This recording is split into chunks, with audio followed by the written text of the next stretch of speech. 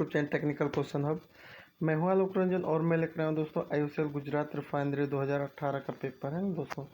उस समय भी जो है सेम कंडीशन रखा गया था, डोमेन्स रहेगा, एक्सपीरियंस और 1 year experience same to same यही थी वैकेंसी।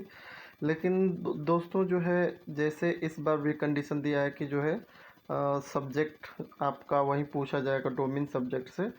तो उस समय भी यही कंडीशन था, लेकिन जो है उसमें कुछ क्वेश्चन जो है कुछ क्या जो है 40% क्वेश्चन जो है एक तरह से एक्सपीरियंस से था। क्यों? क्योंकि 1 ईयर का एक्सपीरियंस ये इसीलिए मांगा है कि आपने ज़रूर जो है इंडस्ट्री में 1 साल काम किए होंगे, तो ज़रूर कुछ ना कुछ सेफ्टी के बारे में या कुछ ना कुछ सीखे होंगे, तो कुछ एक्सपीरियंस बेस भी क्वेश्चन आ जाता है।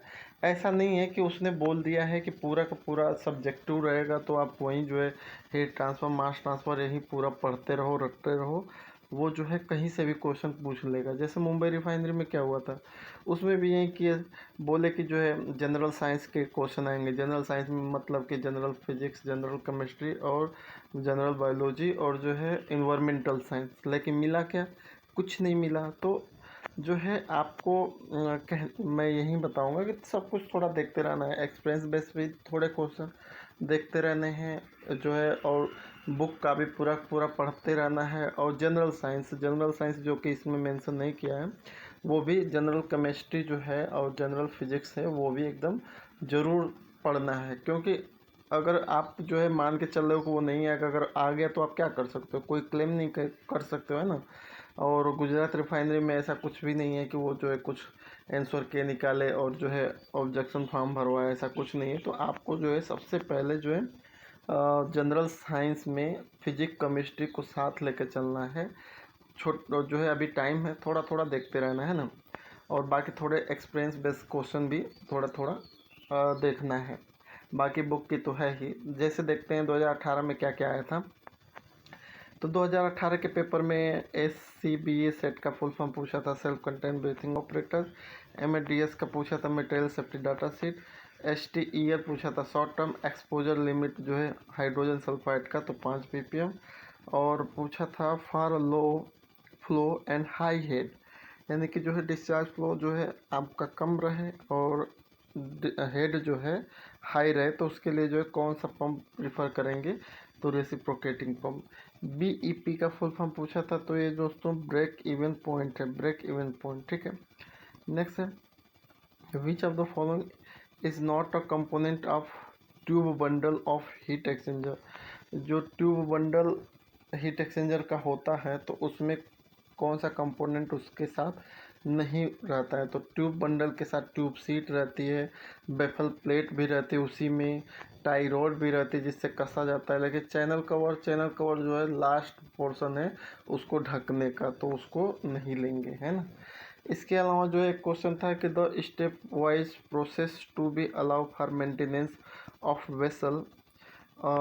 वेसल है ना, एक कोई वेसल है, वेसल का मेंटेनेंस में दिया गया है। तो स्टेप बाय प्रोसेस क्या होगा? Option A opening of manhole, inspection. B में box up and hydro test. D है क्लीनिंग और ई है ब्लाइंडिंग ऑफ नोजल। तो इसका ऐसा दिया था कि इसको सिक्वेंसली आप बैठाइए। तो सबसे पहले जो है मेंटेनेंस में वेसल गया है, तो सबसे पहले उसका क्या होगा? उसका मेन होल खोला जाएगा। जब मेन होल खोला जाएगा तो उसकी क्लीनिंग होगी, और जब क्लीनिंग होगी तो इंस्पेक्शन होगा उसका कि कहीं और क्लीनिंग गंदगी वंदगी नहीं न रह गई, तो उसके लिए इंस्पेक्शन करेंगे। उसके बाद जो है ई यानी कि जो भी उसका जो है ड्रेन है, नोजल या ड्रेन या नोजल कुछ भी कह लो, तो उसको ब्लाइंड करेंगे, ठीक है। और उसके बाद जो है उसका हाइड्रो टेस्ट करेंगे और बॉक्स अप कर देंगे। तो ये सिक्वेंसली इसका किसी भी मेंटेनेंस में अगर वेसल है उसको हैंड ओवर करने का स्टेप बाय प्रोसीजर यही है, ठीक है। PM का फुल फॉर्म क्या है? तो PM का फुल फॉर्म जो है प्रिवेंटिव मेंटेनेंस है दोस्तों। PM में प्रेडिकेटिव मेंटेनेंस था, प्रोएक्टिव मेंटेनेंस था और प्रिवेंटिव मेंटेनेंस था। अब रिफाइनरी के ऊपर है कि उसने क्या आंसर सही माना है ना।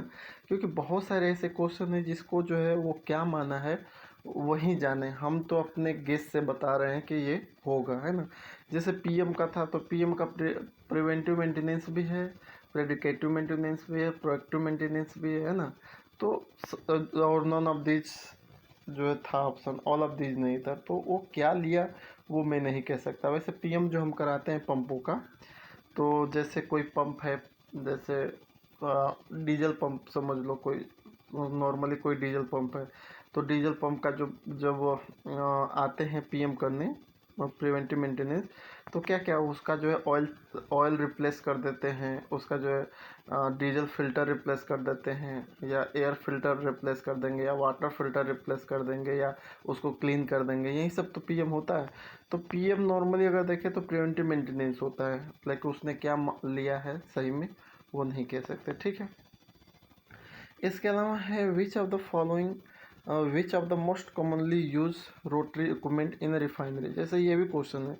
अब उसने क्या सही माना है, उसने तो बोल दिया कि रिफाइनरी में सबसे ज़्यादा यूज होने वाला रोटरी इक्विपमेंट कौन सा है, दे दिया है blower, centrifugal pump, reciprocating pump और सेंट्रीफ्यूगल कंप्रेसर। तो मोस्टली तो सेंट्रीफ्यूगल पंप तो मैक्सिमम अगर नंबर देखें तो सबसे ज़्यादा सेंट्रीफ्यूगल पंप के ही नंबर्स हैं, है ना। जहाँ पे आपका रेसिप्रोकेटिंग पंप या सेंट्रीफ्यूगल पंप या ब्लोअर जहाँ पे 10-20 के नंबर में रहेंगे, वहाँ पे सेंट्रीफ्यूगल पंप 100-500 के आसपास रहेंगे, है ना। तो अगर उस बेस पे देखें कि सबसे ज़्यादा अधिक से अधिक नंबर के बेस पे तो सेंट्रीफ्यूगल पंप सही है, लेकिन उसने क्या माना है ये नहीं कह सकते, ठीक है, क्योंकि ये उसका क्वेश्चन है, वो जाने की क्या है। और ऐसे क्वेश्चन का आंसर जो है कहीं गूगल या यूट्यूब कहीं पे ये मिलते भी नहीं हैं, ठीक है। इसके अलावा क्वेश्चन था which are the most common type of heat exchanger use in refinery, refinery में जो है मोस्ट कॉमन टाइप का हीट एक्सचेंजर कौन यूज होता है, तो प्लेट टाइप है, स्पाइरल टाइप है, सेल एंड ट्यूब टाइप है और पाइप कॉइल है। तो देखिए प्लेट टाइप ही बहुत ज़्यादा यूज होते हैं रिफाइनरी में, सेल एंड ट्यूब टाइप भी होते हैं, स्पाइरल टाइप भी होते हैं, पाइप कॉइल भी होते हैं। पाइप कॉइल मतलब वही जो है डबल पाइप हीट एक्सचेंजर एक तरह से कह लो। तो अब जो है हमने तो अपने हिसाब से कि सेल एंड ट्यूब जो है बहुत अच्छा जो है हीट एक्सचेंजर यूज होता है, और इसकी जो है एक तरह से एफिशिएंसी भी अच्छी है, और प्लस जो है ऑपरेशन भी बहुत इजी है, और इजी मेंटेनेंस में, मतलब जो है मेंटेनेंस भी बहुत इजी है। कोई ट्यूब लीक हुई तो ट्यूब रिप्लेस कर दो। तो उस बेस पे अगर देखें तो सबसे ज़्यादा कॉमन और सबसे ज़्यादा लॉन्ग लाइफ भी ये है ना। तो उस हिसाब से देखा जाए तो सबसे ज़्यादा जो है सेल एंड ट्यूब ही रिफाइनरी में यूज होता है। बाकी आपका क्या रहा है वो भी बताइएगा, ठीक है। एक क्वेश्चन ये है कि एक cooling tower is a specialised heat exchanger in which two fluid air and water are brought in a indirect contact with each other to affect the transfer of heat. तो इसको बोला था ये सही है या गलत है, या कैन नॉट से नहीं कह सकते, या नन ऑफ दिस, है ना। तो कूलिंग टावर क्या है दोस्तों, तो कूलिंग टावर एक तरह से हीट एक्सचेंजर है, और ये किस टाइप का हीट एक्सचेंजर है, डायरेक्ट कॉन्टैक्ट टाइप का हीट एक्सचेंजर है, ठीक है। जैसे हीट एक्सचेंजर जो है दो भागों में बांटा गया है, एक डायरेक्ट कॉन्टैक्ट और एक जो है इनडायरेक्ट कॉन्टैक्ट है। जैसे shell and tube heat exchanger है, तो उसमें जो है हॉट फ्लूइड और कोल्ड फ्लूइड दोनों मिक्स नहीं होते, वो इनडायरेक्टली कांटेक्ट में आते हैं, है ना, डायरेक्ट नहीं आते हैं, क्योंकि ट्यूब में आपका जो जाएगा कोल्ड फ्लूइड और सेल साइड में रहेगा हॉट फ्लूइड, या कोई भी किधर भी कर लो। तो उस केस में क्या है कि दोनों मिक्स नहीं हो रहे हैं, वहाँ पे जो है बाई जो है कंडक्शन के थ्रू जो है हीट ट्रांसफ़र हो रहा है, वो भी इनडायरेक्टली, मिक्सिंग नहीं हो रही। लेकिन जो है कूलिंग टावर में क्या हो रहा है, कूलिंग टावर में एयर जो है डायरेक्ट वाटर के कांटेक्ट में आ रही है ना। तो यहाँ पे मिक्सिंग कह सकते हो, तो ये गलत कह रहा है। इसमें बोला है कि जो है कूलिंग टावर जो है एक तरह से इनडायरेक्ट कांटेक्ट टाइप का है, लेकिन ये गलत है। कूलिंग टावर जो है एक तरह से डायरेक्ट कांटेक्ट टाइप का हीट एक्सचेंजर है, ठीक है। तो ये फॉल्स है, ठीक है। एक और क्वेश्चन है कि what is the approach in cooling tower. तो कूलिंग टावर में अप्रोच बहुत ईजी है। कूलिंग टावर का आउटलेट जो है सप्लाई कह लो, वो temperature minus WBGT wet bulb temperature, ठीक है। इनका जो डिफरेंस ही हमारा अप्रोच कहलाता है, ठीक है। कूलिंग टावर का पीएच पूछा था, तो कूलिंग टावर का जो पीएच है वाटर का वो 7 से 7.5 के आसपास वरी करते हैं। दोस्तों इसमें भी कन्फ्यूज़न है, क्यों, क्योंकि उसने क्या माना है, जैसे हमारे यहाँ आप देख लो अमोनिया प्लांट जो सॉरी फर्टिलाइज़र प्लांट देख लो, और एक जगह और भी मैंने वो किया था, जो है आपका पीवीसी प्लांट है, उसमें देखा था। मतलब 2-3 जगह मैं देखा हूँ, तो वहाँ पे जो है 7.7 से 7.4 तक मैक्सिमम कूलिंग वाटर का जो है पीएच मेंटेन करते हैं। लेकिन रिफाइनरी में उसने क्या माना है, क्योंकि जो है बहुत सिमिलर ऑप्शन थे, 7 से 7.4, 7 से 8, और जो है 6.5 से 7.5 ऐसे था। तो क्या उसने सही माना है, ये जो है कह नहीं सकते। लेकिन यूनिवर्सल देखें तो पीएच जो होना चाहिए कूलिंग वाटर का 7 से 7.4 होना चाहिए। क्यों? क्योंकि जो दोस्तों अगर वो 7 से कम रहेगा तो वो कोरोजन करेगा ट्यूबों में, है ना, और ज़्यादा रहेगा 7.5 से या 7.4 से ज़्यादा रहेगा तो वो एक तरह से स्केलिंग क्रिएट करेगा। ठीक है। एक और क्वेश्चन है कि in DM water generation process what is the being done in anion. तो एनाइन में एक तरह से जो डीएम प्लांट में हम जो है वाटर जनरेट करते हैं, तो उसमें जो है एनाइन जो है एक तरह से क्या रोल निभाता है, वो किस टाइप की इम्प्योरिटी रिमूव करता है। तो एनाइन मतलब कि जो है निगेटिव आयन, यानी कि जो है एक तरह से रिमूवल ऑफ OH आयंस, जितने भी OH आयंस हैं और या निगेटिव आयंस हैं उनको रिमूव करेगा एनाइन, है ना।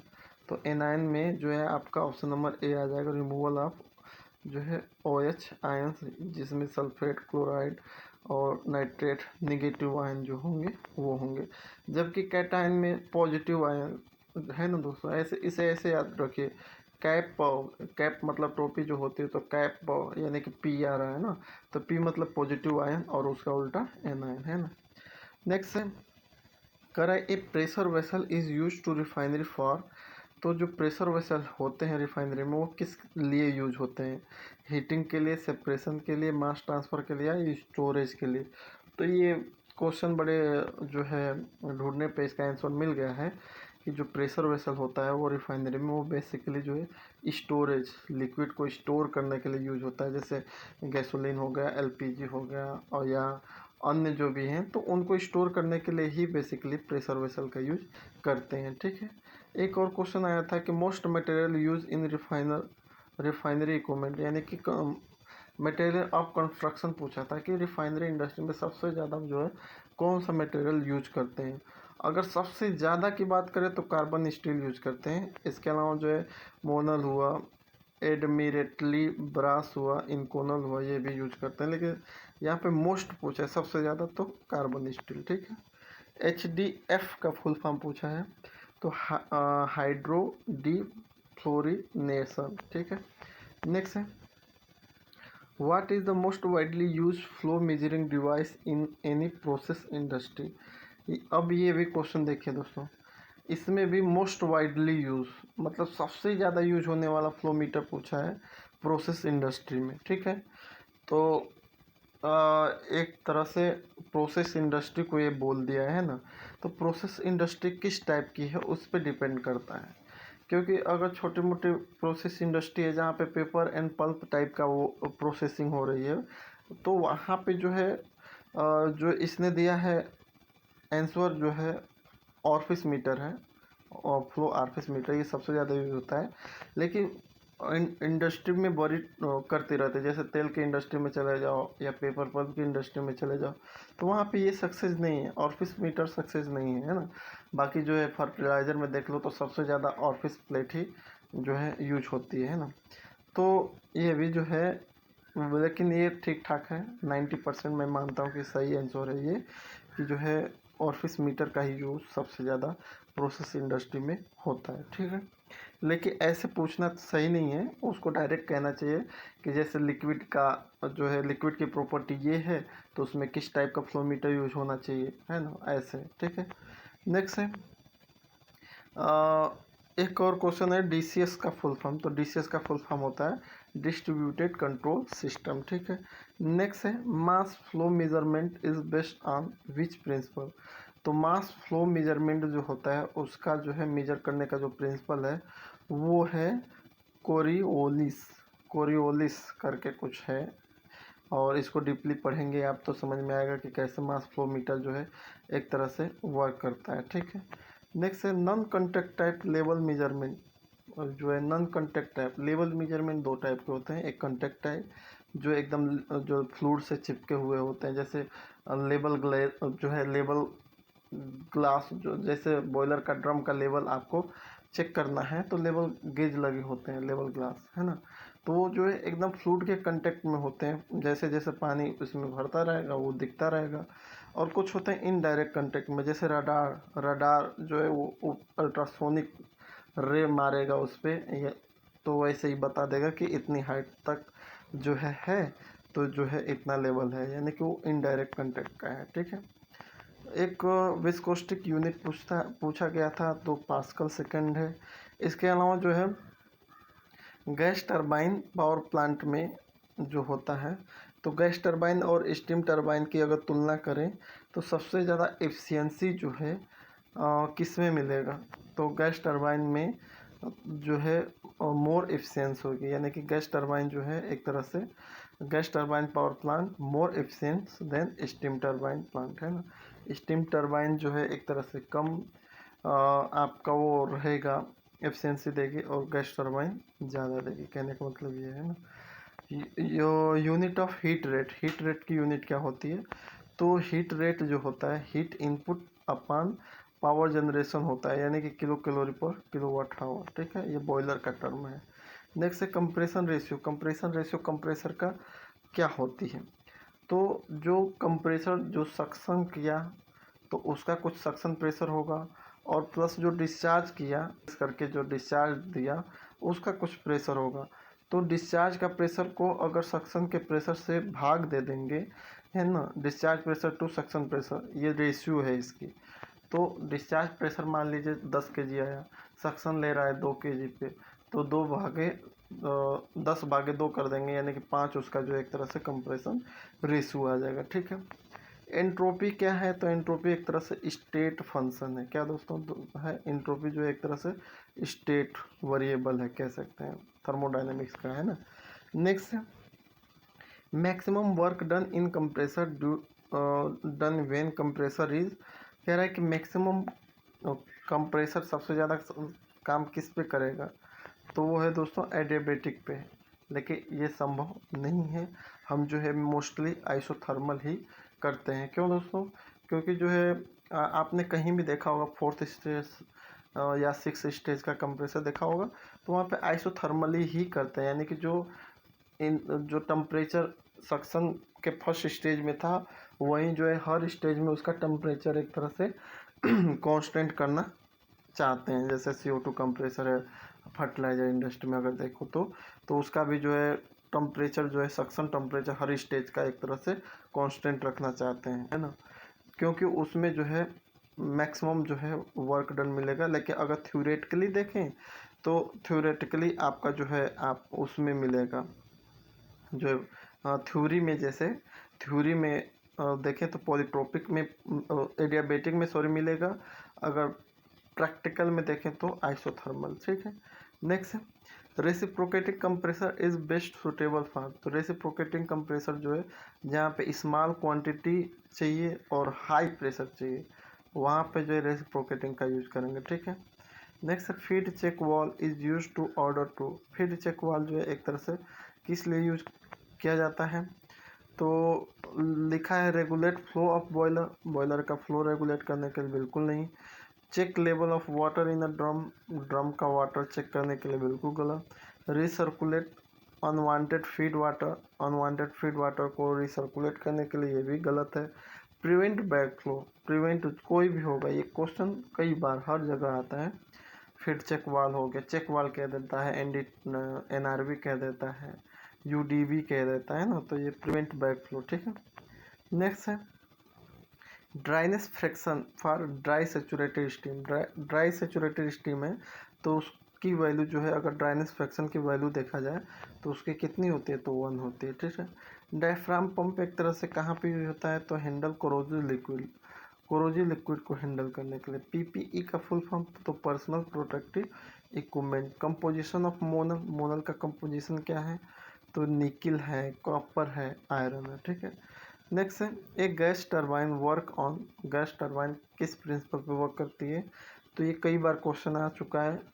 कार्नोट साइकिल हो गया, ब्रेटन साइकिल हो गया, रैंकाइन हो गया, है ना। तो ब्रेटन साइकिल पे एक तरह से गैस टर्बाइन वर्क करते हैं, ठीक है। नेक्स्ट है RCM is a technique for. RCM एक तरह से किस चीज़ की टेक्निक है? तो आरसीएम का फुल फॉर्म होता है रिलायबिलिटी सेंटर्ड मेंटेनेंस। तो एक तरह से ये इंडस्ट्रियल मेंटेनेंस से संबंधित है। आरसीएम एक तरह से टेक्निक है किसके लिए? इंडस्ट्रियल मेंटेनेंस की, है ना। Lumen is unit of. Lumen एक तरह से क्या है? तो ल्यूमिनियस फ्लक्स की यूनिट है, ठीक है। Rain drop are spherical due to. जो वर्षा की बूंद है वो स्पेरिकल होते हैं, गोल होते हैं। किसकी वजह से होती है? तो ये सरफेस टेंशन की वजह से होते हैं। क्यों होते हैं दोस्तों? सरफेस टेंशन के बारे में थोड़ा सा क्या है, तो सरफेस टेंशन जो है किसी भी लिक्विड की प्रॉपर्टी ऐसी है कि जिसमें वो जो है लिक्विड जो है एक तरह से प्रत्यास्थ झिल्ली की भांति वर्क करता है। यानी कि कहने का मतलब है कि वो कम से कम एरिया जो है घेरने का जो है कोशिश करता है, ठीक है। तो सबसे कम से कम एरिया किस में मिलेगा? गोले में मिलेगा। अगर आप जो है ट्रायंगल ले लो, रेक्टेंगल ले लो, क्यूब ले लो, क्यूबॉइड ले लो, तो उनकी सरफेस एरिया निकाल के देखिए वो ज़्यादा मिलेगी, जबकि जो है गोले की जो है स्पेरिकल के जो है सबसे कम मिलेगी। तो इसलिए वो सबसे कम घेरना चाह रहा है, यानी कि वो जो है एक तरह से क्या हो रहा है, गोल हो जाती है ना। कम से कम किस में मिलेगी? स्पेरिकल में मिलेगी, ठीक है। स्टीफन हॉकिंस जो है क्या थे? तो सेम उसी समय जो है स्टीफन हॉकिंस शायद 18 या 19 में ही मरे थे, तो इसलिए क्वेश्चन पूछा गया था। तो वो जो एक तरह से साइंटिस्ट थे, है ना। उसका बहुत सारे ऑप्शन थे, फिलोसफर, पॉलिटिशियन या ऐसा कुछ था। नेक्स्ट है the nuclear reactor is example of. तो न्यूक्लियर रिएक्टर एक तरह से किस चीज़ का एग्जाम्पल है? तो कंट्रोल न्यूक्लियर फिजन। फिजन यानी विखंडन, विखंडन का है लेकिन कंट्रोल वे में है, ठीक है। सोडियम थायोसल्फेट का यूज हम फोटोग्राफी में करते हैं। क्यों करते हैं? क्या इसका रीज़न है? तो इसका रीज़न है कि it help in fixing the photograph. यह फोटोग्राफ को फिक्सिंग करने में हेल्प करता है, ठीक है। नेक्स्ट है टेबल साल्ट जो होता है NaCl, ये किस चीज़ का प्रोडक्ट होता है? तो ये दोस्तों स्ट्रॉन्ग एसिड और स्ट्रॉन्ग बेस का जो है एक तरह से क्या होता है? प्रोडक्ट होता है। जैसे अगर आपको NaCl बनाना है, ठीक है, तो इसमें क्या है? NaOH plus HCl। तो NaOH अपने आप में क्या है? स्ट्रॉन्ग बेस है, मतलब स्ट्रॉन्ग क्षार है, और HCl भी स्ट्रॉन्ग एसिड है। तो दो स्ट्रॉन्ग स्ट्रॉन्ग जब जुड़ेंगे तो आपका NaCl मिलेगा और प्लस वाटर निकलेगा, ठीक है। नेक्स्ट है जो है ऑक्सीजन 8-16, ऑक्सीजन 8-17, ऑक्सीजन 8-18, ये क्या है? तो ये दोस्तों एक तरह से आइसोटोप्स हैं, ठीक है। आइसोटोप का यही पहचान है कि वो जो है कोई भी कंपाउंड होगा एक ही का होगा। जैसे ऑक्सीजन का है तो ऑक्सीजन को लेते हुए जाएगा, अगर ऑक्सीजन 8-8-8 करके। अगर हाइड्रोजन का है तो हाइड्रोजन 1-1-1-1-1-2-1-3, यानी कि जो है आइसोटोप हमेशा एक ही कंपाउंड के होते हैं, ठीक है। लेकिन जो है आइसोटोप्स तो ये आइसो बार जो है वो डिफरेंट का, जैसे क्लोरीन 17, सोडियम को 17, और उसको मतलब उसमें 2 या 2 से अधिक कंपाउंड का एग्जाम्पल दे देगा। लेकिन जहाँ पे सेम जो है अगर दे रहा है, सेम जो है मॉलिक्यूल के देते जा रहा है, जैसे ऑक्सीजन का है वैसे हाइड्रोजन के जो है ट्रोटियम, ड्यूटेरियम, ट्राइटियम आपने पढ़ा होगा, तो उसमें भी HHH करके जाता है, तो वो भी आइसोटोप है, ये भी आइसोटोप है। यही पहचानने का सबसे अच्छा तरीका, ठीक है। पोर्टलैंड सीमेंट में जो है सबसे ज़्यादा क्या मिलाया जाता है और सबसे कम क्या मिलाया जाता है, इसका सिक्वेंसली पूछा था। तो ये जो है सबसे ज़्यादा CaO, उसके बाद जो है SiO2, फिर Al2O3, उसके बाद जो है Fe2O3, ठीक है। नेक्स्ट है acid found in a vinegar. Vinegar में जो एसिड पाई जाती है वो किस टाइप की एसिड होती है? तो वो होती है एसिटिक एसिड, ठीक है। लेकिन खट्टे फलों में साइट्रिक आ जाएगी, ठीक है। RDX का जो है नाम पूछा था कि RDX का अदर नाम क्या है? तो साइक्लोनाइट। अगर RDX का फुल फॉर्म पूछ दे तो रिसर्च डेवलपमेंट एक्सप्लोजिव, ठीक है। नेक्स्ट है, सॉरी डेवलपमेंट नहीं है, रिसर्च डिपार्टमेंट एक्सप्लोजिव हो जाएगा। ठीक है, एक सेकेंड, हमारा कहाँ चला जा रहा है, हाँ ठीक है, ये है। नेक्स्ट क्वेश्चन है कि catalyst use in H2SO4 by contact process. Contact process में जो है H2SO4 बनाया जाता है जो विधि से, तो उसमें जो है कौन सा एक तरह से प्लेटिनम यूज हो, प्लेटिनम कैटालिस्ट यूज होता है ना कॉन्टैक्ट प्रोसेस में, प्लेटिनम है ना, टॉटो याद रखिएगा, प्लेटिनम कॉन्टैक्ट। ठीक है, नेक्स्ट है chemical formula plaster of Paris. Plaster of Paris का जो है केमिकल फार्मूला क्या है, तो ये है जो CaSO4 हाफ H2O है ना, हाफ H2O से ही देख लेंगे। The gas origin in paddy field, धान के खेती के दौरान कौन सी गैस जो है ओरिजिन होती है सबसे ज़्यादा धान की खेती में, तो मेथेन गैस होती है ना। Electrolyte use in car battery, car battery में कौन सा इलेक्ट्रोलाइट यूज होती है, तो H2SO4 है। Methanol is also called, methanol को और क्या कहा जाता है, तो वुड एल्कोहल कहा जाता है। यूरिया का फार्मूला क्या है, तो NH2CONH2 है। कॉन्टैक्ट लेंस किस चीज़ के बने होते हैं, तो ल्यूसिड से बने होते हैं। ठीक है, power house of cell, cell की जो पावर हाउस है वो किसे कहते हैं, तो उसे माइटोकॉन्ड्रिया कहते हैं ना। In an exothermic chemical reaction the reactant compare to the product have तो मोर एनर्जी। ये क्वेश्चन इसमें भी आया था, विशाख रिफाइनरी में भी आया था कि जो है एक्सोथर्मिक केमिकल रिएक्शन में जो रिएक्टेंट है वो प्रोडक्ट के कंपेयर उसमें क्या होती है, तो उसमें एनर्जी बहुत ज़्यादा होती है। ठीक है, ये घुमाने वाला क्वेश्चन है थोड़ा। रेडियो एक्टिव डीके जो है कौन सी ऑर्डर की रिएक्शन है, तो ये फर्स्ट ऑर्डर की रिएक्शन है। ठीक है, नेक्स्ट है हमारा रेडियो एक्टिव डीके। ठीक है, हो गया। 56 हुआ कि most undesirable component in kerosene, kerosene में मोस्ट अनडिजायरेबल कंपोनेंट कौन सी है, तो एरोमेटिक है।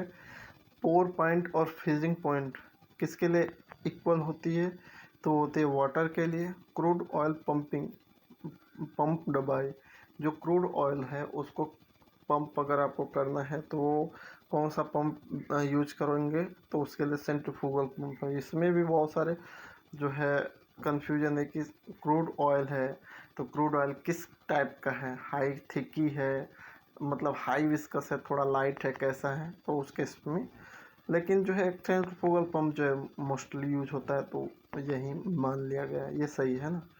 Solvent use in deasphalting process, deasphalting process में कौन सा सॉल्वेंट यूज होता है, तो प्रोपेन यूज होता है।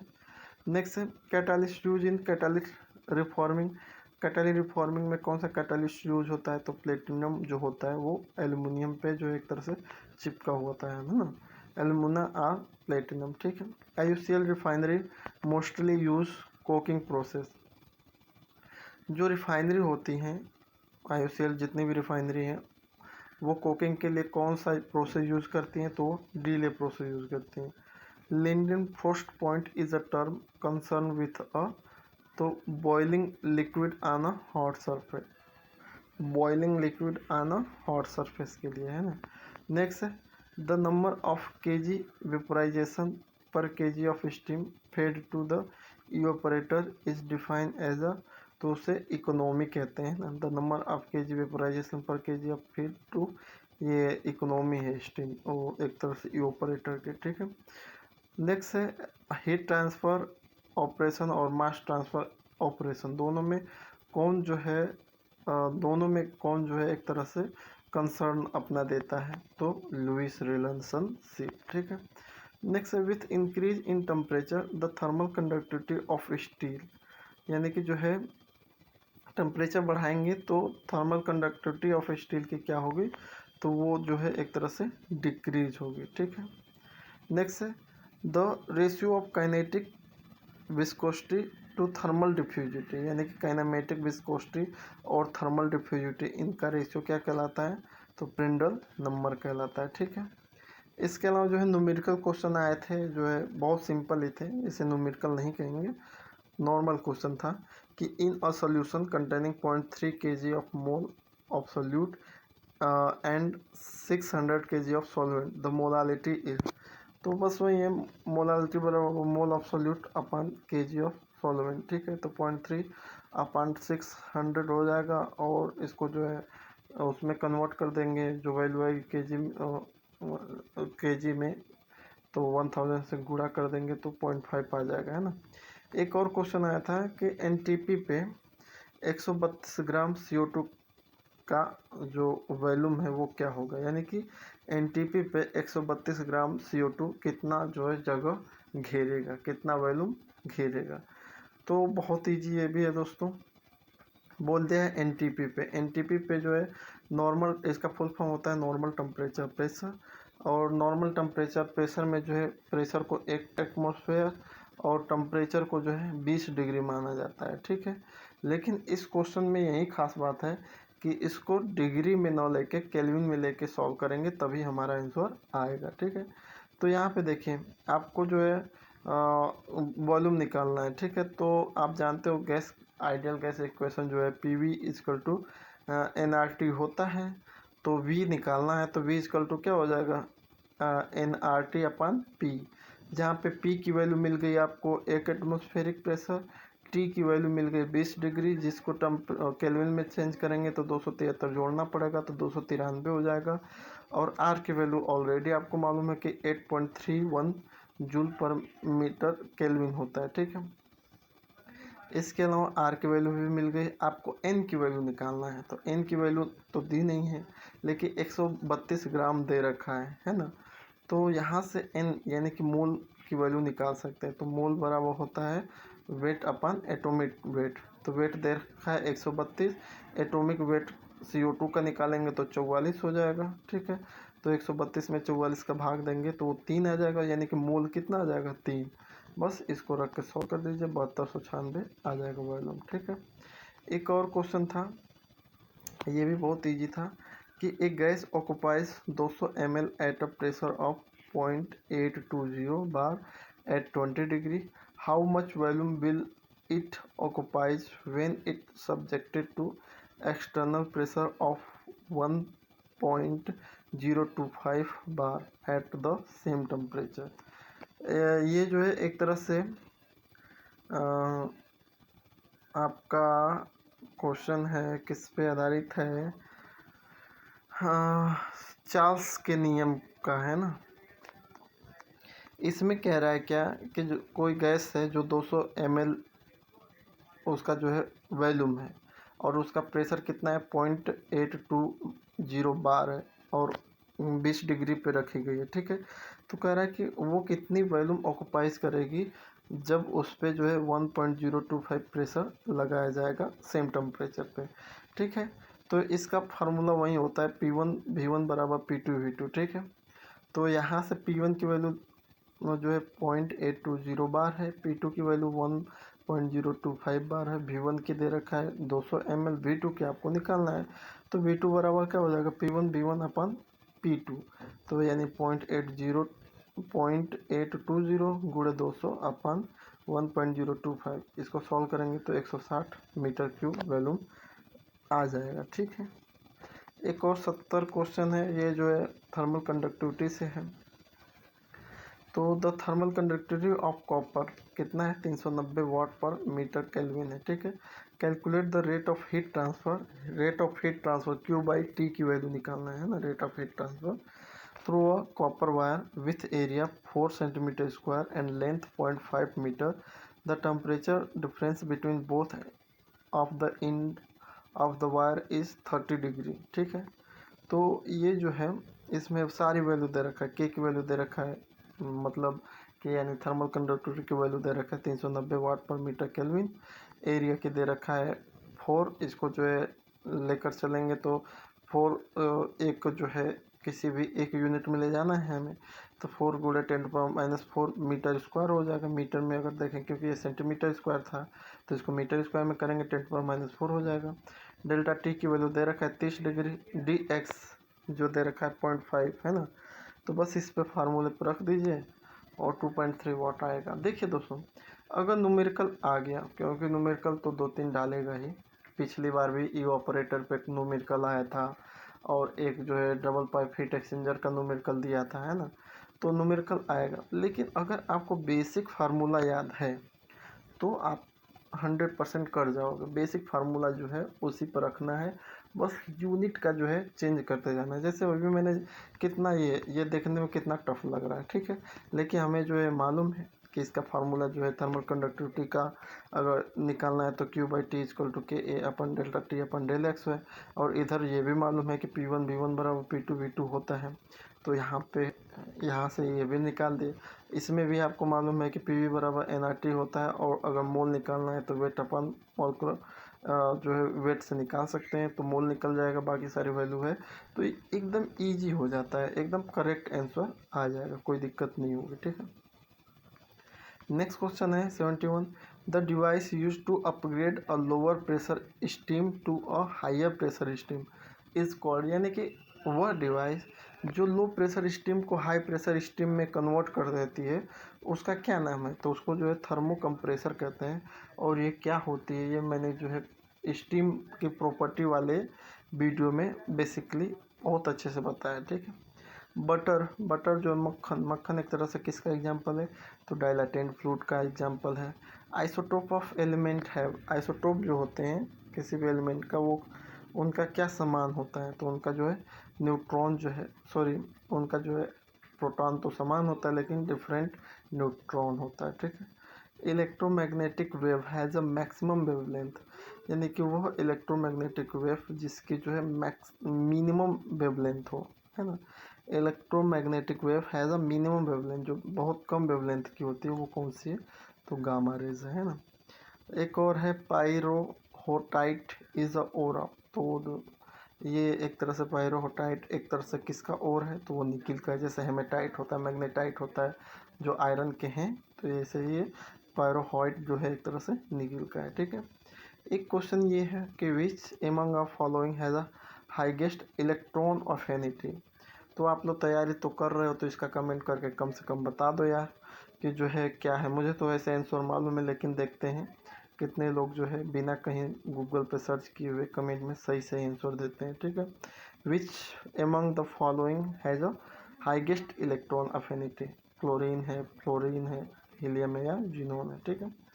फास्फोरस, इस क्वेश्चन में ये क्लियर नहीं है कि फास्फोरस को कहा गया था या सोडियम को, कि जो है अगर तो लेकिन मैंने जो है पूरा क्लियर इसको लिख दिया है कि कुछ भी रहा हो इसी में आ जाएगा। तो फास्फोरस एक तरह से नॉन मेटल है। कई बार पूछता है फास्फोरस क्या है, मेटल है नॉन मेटल है? तो फास्फोरस एक तरह से नॉन मेटल है। और इसको कहाँ स्टोर करते हैं? इसको स्टोर रखते हैं दोस्तों वाटर में, ठीक है। लेकिन सोडियम एक तरह से मेटल है और ये जो वाटर से बहुत तेज़ी से रिएक्ट करता है, इसलिए इसको केरोसिन में रखते हैं। बहुत सारे लोग कंफ्यूज हो जाते हैं कि फास्फोरस को केरोसिन में रखते हैं, उस पर टिक लगा के आ जाते हैं, लेकिन फास्फोरस को हम पानी में रखते हैं, है ना, और सोडियम को केरोसिन में रखते हैं, ठीक है। नेक्स्ट है एक क्वेश्चन ये है कि chemical formula of washing soda. इसमें भी बहुत लोग कंफ्यूज होते हैं कि वाशिंग सोडा का फार्मूला, केमिकल फार्मूला क्या होगा। तो वाशिंग सोडा यानी कि जो है कपड़े धोने वाला जो सोडा है, तो उसमें जो है Na2CO3 10H2O। देखिए वाशिंग सोडा को पहचानने का सबसे अच्छा तरीका उसमें 10H2O दिया रहेगा, है ना। तो 10H2O यानी कि यहाँ पे पानी है, तो पानी है तो कपड़ा किससे धुला जाएगा? पानी से धुला जाएगा, ठीक है। तो Na2CO3 10H2O यानी कि वाशिंग सोडा हो गया, क्योंकि यहाँ पे 10 पानी के मॉलिक्यूल हैं, यानी कि कपड़ा किससे धुला जाएगा? पानी से। तो इससे याद हो जाएगा आपका। और एक जो है कन्फ्यूजन NaSCO3 है, तो उसमें पानी नहीं है, तो उससे जो वो वाशिंग सोडा ना करके उसको जो है खाने वाला सोडा, बेकिंग सोडा कहते हैं, ठीक है। नेक्स्ट क्वेश्चन है, इसमें भी देखो ये भी बहुत इजी न्यूमेरिकल था कि what is the resistance in ohm of an electric component if current of 0.2 ampere pass through it application of 8 volt of potential difference across it. तो इसमें कुछ नहीं, देखने में बहुत जो है अजीब लग रहा है, लेकिन इसमें ओम का लॉ अगर आपको मालूम है V=IR, तो V=IR मालूम है, तो R की वैल्यू पूछ रहा है, तो R क्या हो जाएगा? V/I हो जाएगा। V दे रखा है 8 वोल्ट और A दे रखा है 0.2 एम्पियर, भाग दे दीजिए तो 40 वोल्ट आ जाएगा, ठीक है। 80 क्वेश्चन है कि a body of mass 8 kg is moving with velocity of 4 metre per second, find its momentum. तो कह रहा है कि a body of mass 8 kg is moving with velocity of 4 metre per second, find its momentum. तो इसमें जो momentum कुल मिला के पूछ रहा है, तो मोमेंटम का फार्मूला आपको मालूम होना चाहिए कि P equal to M into V होता है। तो m जहाँ पे 8 दे रखा है, v 4 मीटर पर सेकेंड है, तो बस 8 गुणे 4 करना था, कुछ नहीं है इसमें, है ना। यानी कि बेसिक फार्मूला, साइंस के बेसिक फार्मूला, बेसिक जो है केमिकल फार्मूला, ये सब आपको रटना पड़ेगा थोड़ा थोड़ा, क्योंकि एग्ज़ाम में क्या आ जाए वो आप नहीं कह सकते हैं ना, और ना ही क्लेम कर सकते हो। ये बोलने को तो कुछ भी बोल देते हैं, लेकिन जो है पेपर जब आता है तो बाद में जो है पछतावा रहता है कि काश ये पढ़ लेते, वो पढ़ लेते, ठीक है। तो उससे अच्छा आप जो है केमिस्ट्री के जनरल साइंस जो है ना, केमिस्ट्री और फिजिक्स के थोड़ा थोड़ा पढ़ते रहिएगा, वो आपकी जो है इन्हेंस करेगा नॉलेज में। बाकी और उससे कोई दिक्कत नहीं होनी चाहिए आपको, है ना। ये पेपर दोस्तों मेरा दोस्त जो है भेजा है, और ये मैं बहुत पीछे उससे पढ़ा था, कई 2-3 साल से कि भेज दो, लेकिन उसका ये कहना था कि जब मेरा पेपर कहीं निकल जाएगा तभी मैं ये दे दूँगा। तो उसका पेपर शायद ये मुंबई में अच्छा नंबर उसको मिला है, 72 नंबर मिला है, तो उसको लगता है कि उसका हो जाएगा, तो इसलिए उसने दे दिया है। तो ऐसे ऐसे लोग हैं यहाँ। और अगर आपके पास अगर कोई पेपर ऊपर हो तो भेज दीजिएगा मेरे मेल पे, आप ही लोगों का हेल्प होगी, ठीक है। बाकी जो है बाकी जो है दोस्तों, आपका टेक्निकल 75 नंबर का तो हो गया। बाकी जो है नॉन टेक्निकल में जो है 25 क्वेश्चन में रीजनिंग और मैथ, इन्हीं पे बस आप ध्यान दीजिए। अगर रीजनिंग और मैथ अच्छे से आपका निकल जाएगा तो एकदम आराम से आपका 80 नंबर 82 नंबर आ जाएगा, कट ऑफ में आपका नाम आ जाएगा। बाकी आप उस पर मत जाइएगा, जो है जी के में मत जाइएगा, करंट अफेयर्स में मत जाइएगा, क्योंकि बहुत बड़ा ब्रॉड सिलेबस है, क्या पूछ दे कुछ नहीं मालूम। रीजनिंग में जो है मैंने आपको बताया था, रीजनिंग में blood relation, odd mean out, coding decoding, next series, missing number, alphabetical reasoning, calendar, direction, statement और कंक्लूजन, पाई डायग्राम या pillar diagram, seating arrangement, image reasoning और लॉजिकल रीजनिंग, इनको पढ़ लीजिए। मैथ में परसेंटेज पे, प्रॉफिट एंड लॉस पे, probability पे, एवरेज पे, और स्टीम बोट की प्रॉब्लम जो होती हैं, रेशियो और प्रोपोर्शन, सिंपल जो है इंटरेस्ट और compound interest, work and time, mensuration, simplification, pipe and certain, age related और सरफेस एरिया निकालना, और मिक्सचर एलिगेशन। ये अभी टाइम है, 14 चैप्टर मैथ के देख लीजिए और 13 क्वेश्चन जो है रीजनिंग के देख लीजिए। तो रीजनिंग का आपका ऑलरेडी क्लियर है, मैथ का बस देखना है। इसको जो है बेसिक जो है आप फार्मूले रट के जाइए। अगर लेंदी दे देगा तो कोई बात नहीं, सबके लिए ख़राब होगा। अगर इजी दे देगा तो कम से कम फार्मूले याद रहेंगे तो आ जाएगा, ठीक है। तो आज मैं सोचा था कि जो है केमिकल टेक्नोलॉजी के क्वेश्चन अपलोड करूं, लेकिन जो है पेपर मिल गया मुझे, तो इसको ही मैंने जो है तैयार किया है। और एक तरह से आपको पूरी इसमें बहुत सारी हेल्प मिल जाएगी इस पेपर से कि क्या क्या आपको पढ़ना है, ठीक है। कोशिश मेरी यही रहती है दोस्तों, आपके लिए कुछ ना कुछ करूं। बाकी जो है मेहनत कीजिए। सफलता एक दिन में नहीं मिलती, लेकिन एक दिन ज़रूर मिलती है, ठीक है। Thanks for watching. जय हिंद।